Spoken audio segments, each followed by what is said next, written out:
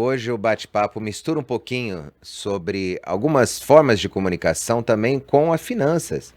Então, Fernanda Simolim e Jason estão aqui comigo. Jason é o que comanda o Mastermind. Então, hoje o assunto vai ser bem interessante. Fernanda, bem-vinda, boa tarde. Boa tarde, é com muito entusiasmo estou aqui. Hoje, entusiasmo é uma palavra que a gente usa muito lá no Mastermind, que eu tive a honra de ter feito há 9 anos e ainda muito presente lá, transformou a minha vida. E convidei o Jason, que foi o meu instrutor, né? Que muita coisa eu aprendi e trazer conteúdo de valor, né? Agora, fim de ano, a gente tem que se preparar, finanças, a gente depende do dinheiro para tudo, para o resto da vida.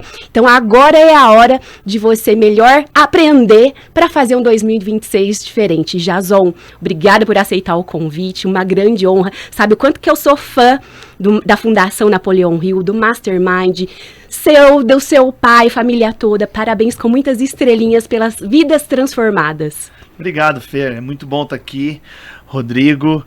Eu falo, a gente estava brincando aqui antes de entrar no ar, eu tô em casa, né, com 2 amigos de muito tempo, que passaram pela nossa sala.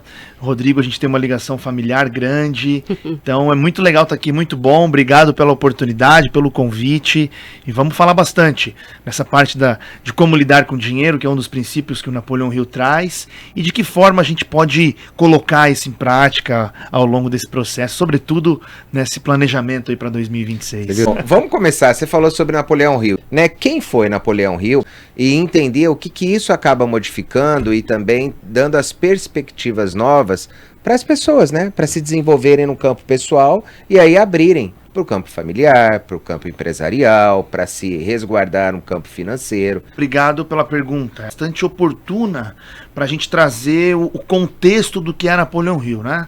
Napoleão Hill, ele começa em 1908 como um jornalista nos Estados Unidos. Ele é nascido numa cidade num condado chamado Wise. Napoleão Hill inicia em 1908 uma pesquisa desafiado por o maior empresário do início do século XX a saber por que homens e mulheres tinham sucesso, eram muito bem-sucedidos, tinham muito dinheiro, suas companhias prevaleciam ao longo do tempo, por que eles conseguiam criar grandes impérios. Ele é desafiado a isso e tinha algumas coisas que ele tinha que fazer. Napoleão Hill aceita isso. 11 anos depois, esse empresário morre, que foi Andrew Carnegie. Esse empresário morre e o Napoleão Hill continua por mais 9 anos essa pesquisa.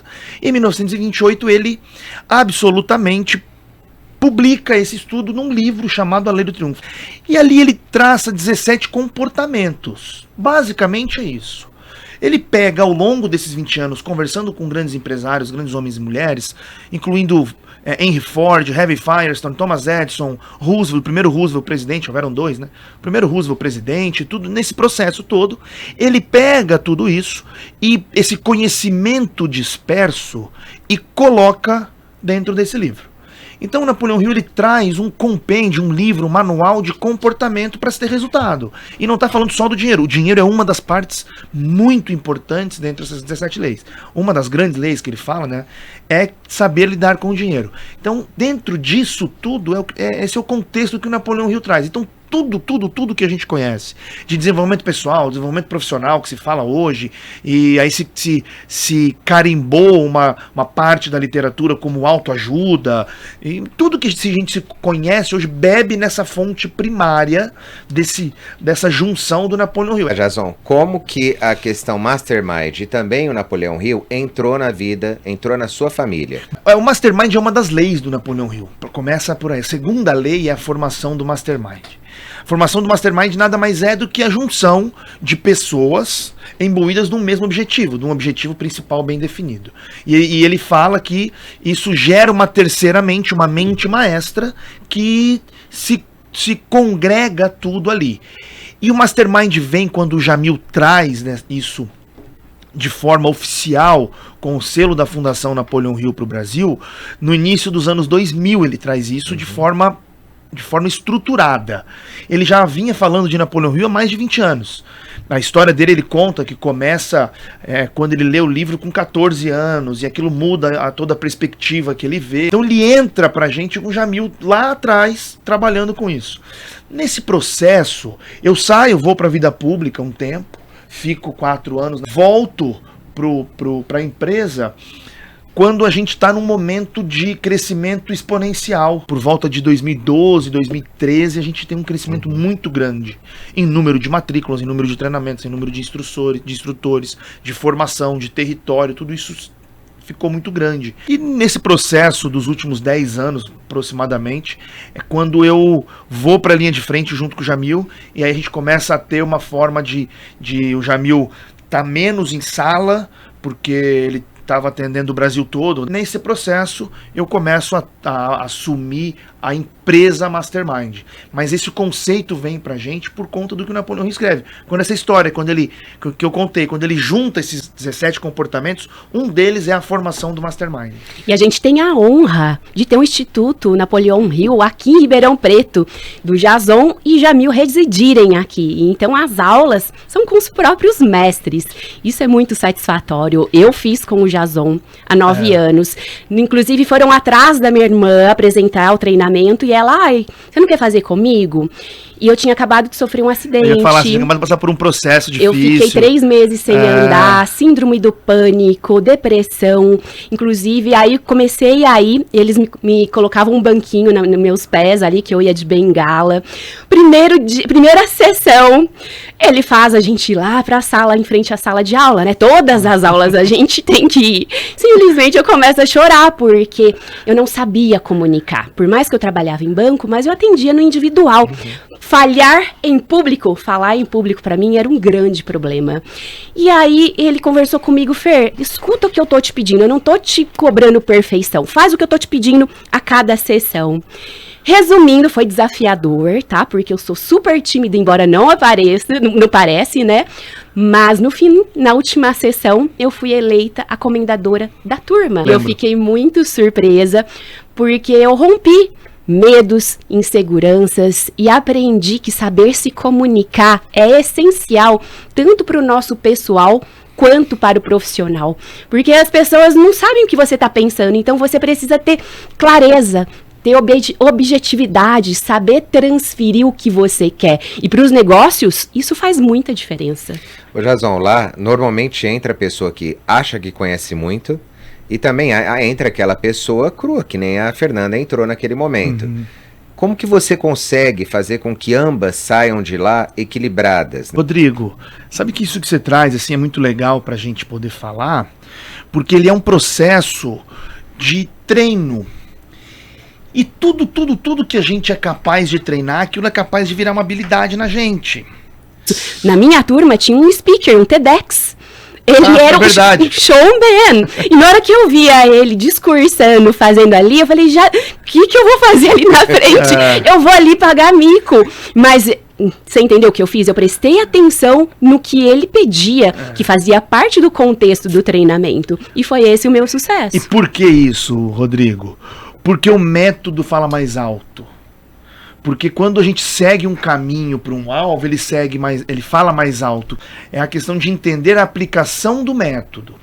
E é isso, essa é a parte interessante disso tudo. De que a gente coloca as pessoas, a gente entrega aos participantes dentro de sala, independente de nível intelectual, porque lá dentro, a primeira coisa que a gente fala, tá todo mundo no mesmo patamar, todo mundo no mesmo andar, a gente é todo mundo igual aqui dentro. O instrutor, ele não é mais ou menos, os apoiadores não são mais ou menos. Nós somos uma equipe que em conjunto a gente vai entregar aqui. E essa é a parte importante. Essa forma que a gente vai falar, Fer, fala isso aqui.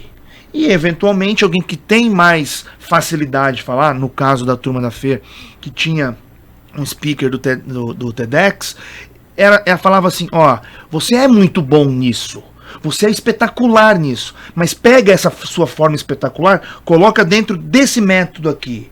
Que aí aqui você vai fazer, e aí isso vai complementar, você não vai mudar o que você faz, mas vai complementar você lá fora. Você vai usar no seu TEDx lá uma ferramenta que você está vendo aqui, pode ser uma ou outra, mas aqui dentro faz do jeito que a gente está falando, porque você está investindo tempo, investindo dinheiro.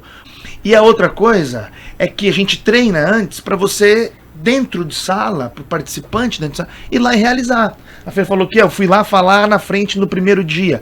Fala o que você fala dentro disso. Eu não quero performance. Porque você vai trazer e vai fazendo método. Você conquistou, porque você treinou aquilo e viu, pô, eu não sabia falar em público. Aí chegou lá e falou. Deu certo. E como você consegue lidar se nós estamos num mundo cada vez mais com uma dificuldade em comunicação, cada vez mais com uma comunicação voltada aos meios digitais e um distanciamento entre pessoas? Muito interessante você falar isso. E a feira aqui, a caminhada dela no Mastermind tem 10 anos, né? Foi em 2015, né? A questão toda é que 100% dos negócios são pessoas. 100% das relações são pessoas. Não tem como a gente fugir disso, é a natureza. Então, quando a gente nós vamos, a IA vai tomar conta. Não, o que vai tomar conta são pessoas que sabem utilizar a IA. Sabem comunicar, pedir o que precisa, alimentar essa IA. Isso. Então, assim, aonde que vai entrar a comunicação na IA? Na hora de que você pedir para ela fazer alguma coisa. Se você não souber se comunicar com o agente do outro lado, não adianta nada você ter a melhor ferramenta do mundo. O mundo digital, ele é o meio de a gente difundir melhor, de passar a nossa mensagem com forma de comunicação. Em um dado momento eu vou vender, eu consumo isso de uma forma gratuita, em um dado momento vai ser vendido algo. Mas isso tudo é um processo da transmissão do conhecimento. E a transmissão do conhecimento é uma habilidade desenvolvida. Gente que não falava nunca consegue se desenvolver na arte da comunicação. Pessoas que são absolutamente tímidas, e um dos maiores medos do ser humano é falar em público, por exemplo, e isso é medo, mas o medo de falar em público, não, o medo é da vergonha, né, do julgamento, de falhar, público, de as pessoas falarem o que vão pensar de mim. Fernanda, na hora que você tem 10 anos quase de Mastermind, o que isso mudou? Né? O que era a Fernanda antes e o que foi a Fernanda depois nesse desenvolvimento? Porque você veio do banco, desenvolveu, e hoje eu considero a maior especialista na área financeira, o que nós temos aqui em Ribeirão, tanto que o Serasa te puxou, né, para desenvolver um trabalho muito importante. Agora eu quero saber essa tua história, essa tua trajetória dentro do Mastermind, porque existe alguém antes dele, né, e alguém depois, que é o que nós estamos vendo aqui. Sim, antes do Mastermind, jamais eu pensaria em estar com você aqui 2 anos comunicando sobre educação financeira. Fazer 6 canais num dia? Fazer 6 emissoras num dia só, ao vivo. E então o Mastermind é transformação, né? Eu fui lapidada e me trouxe a segurança, né? Ali como que eu devo me portar, falar, me posicionar. Se eu errar, não perder a minha essência. E essa que é a beleza, né? Todo mundo erra. Então eu sou muito grata, porque era muito tímida, ainda sou, dá aquele frio na barriga, mas somos seres humanos. Eu acho que quando eu perder esse frio na barriga, antes de entrar no ao vivo, acho que perde a graça, né? E eu fiz várias indicações, pessoas que eu percebo que tem potencial, que precisa dessa lapidação. Então ali são presentes vários empresários, por isso que muitas vezes eu me senti intimidada. Poxa, quem sou eu? Uma menina ali na frente de tantas pessoas, mas essa menina tem sonhos, tem objetivos, e ali eu tava no final da minha carreira no banco, e eu despertei que eu podia muito mais, que eu gostava de fazer em banco, eu podia levar isso lá para fora e alcançar ainda mais e mais pessoas, dar voz. A educação financeira foi onde depois eu lancei, né, o Finanças, sou porta-voz da Serasa no interior de São Paulo. Então é gratificante. E eu fico muito orgulhosa também quando eu vejo esses meus amigos, ou até mesmo clientes que passaram por essa jornada, e é gritante a transformação dessas pessoas, que elas saem muito autoconfiantes. Comportamento. Ali também a gente aprende a se comportar devido às circunstâncias de problema, né? São uma série de fatores em todas as sessões que a gente é desenvolvido. E o comportamento influencia diretamente nas finanças. Comportamento de mentalidade, né? Eu falo que muitas vezes eu sou terapeuta, uso fórmulas que eu aprendi lá no Mastermind com os meus clientes para identificar esse perfil do cliente para poder cuidar, para eu ter sucesso no planejamento financeiro 360 graus. O comportamento que me ajuda a ser efetiva na comunicação, de fechar o negócio, de conhecer a característica do meu cliente e abordar ali na dor, no ponto de necessidade. Então, tudo isso é desenvolvimento. E a maravilha do Mastermind tem vários treinamentos lá. Então, você pode cada vez mais se desenvolver. Hora do Consumidor.